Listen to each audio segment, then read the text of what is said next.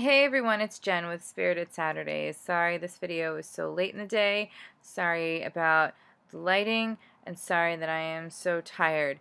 Now that I've got my apologies out of the way, I can move on to the topic of the video, which is ironically not the people-pleasing one, but the defensiveness one. And we're talking about defensiveness as it is an obstacle in recovery.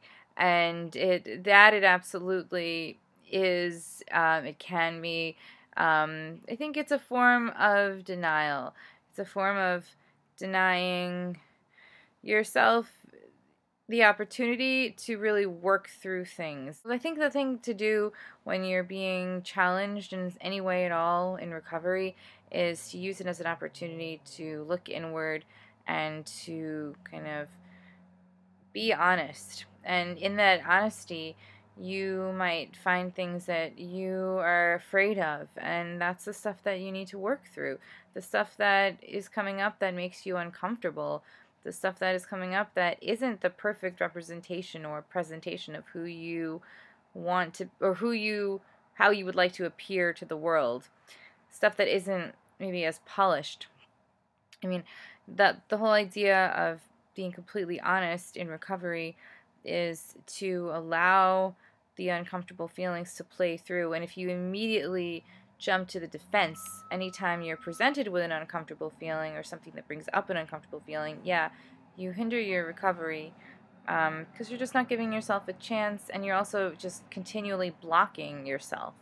You might be so quick to not hear something, somebody saying to you. Like, you might notice, like, if you are so automatic and so quick to challenge somebody on what they're saying to you. Like, if that thing that they're saying to you is making you uncomfortable, and the first thing that you want to do is jump and say no, and say, how dare you, or say, well, that's the last thing I would do, or try to find every possible justification of why that's not you. And maybe even if it isn't something that you personally identify with, maybe it's not something that you can claim about yourself, the fact that it is stirring up that kind of reaction is definitely it's worth exploring. So don't jump immediately to shooing away the idea that, or deflecting it back. If you hear something that makes you uncomfortable, then explore it. Try to own the parts of yourself that scare you. Try to own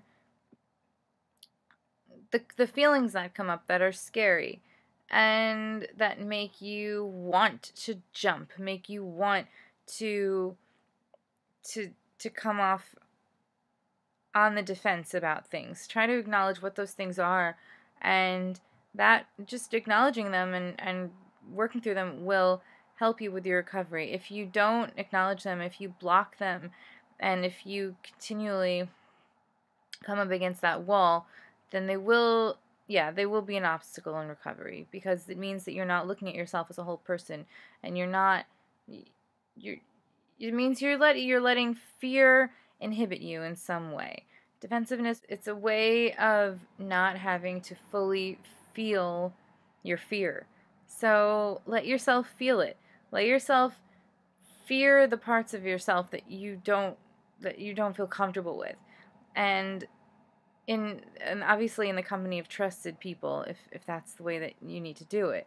And if somebody is bringing something up for you that is in the interest of challenging you in order to further your recovery, listen, and maybe just respect and understand that that person is doing it with the best intention, and ultimately it's going to help you grow. And just look at every possible sign, every reaction that you have that's strong. Look at it as something that's worth examining, and that's something that's going to help you grow in your recovery. Don't take these uncomfortable feelings and see them as bad and see them as inhibiting you, because they're not. They're there to present you with challenges, and they're there to help you overcome those challenges and then grow in ways that you haven't been able to up to this point. So you can continue to grow, and you need to be presented with these challenges that stir up these strong reactions in you in order to be able to continue to grow. Try to feel the strong feeling that comes up instead of immediately reacting to it. Try to feel it. When you feel it, you might know it. You might get to know it, and you might be able to process it and work through it that way. Okay? Have a great week, everyone, and take care. Bye-bye.